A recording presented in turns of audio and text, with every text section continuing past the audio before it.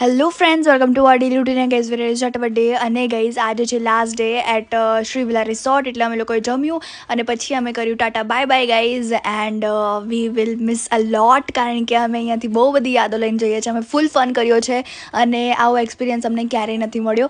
અને પછી રસ્તામાં અમને દેખાયા પિગ્સ, જંગલી પિગ્સ. એન્ડ પછી અમને હરણ દેખાયા. તમે જોઈ શકો છો કે કેટલી સરસ રીતે ભાગ્યા. એન્ડ ગાઈઝ, પછી અમે રસ્તા પર પીધી સોડા, કારણ કે વોમિટ જેવું થતું હતું. અને પછી અમે બ્રેક લીધી ત્યારે પણ અમે કોકાકોલા પીધી.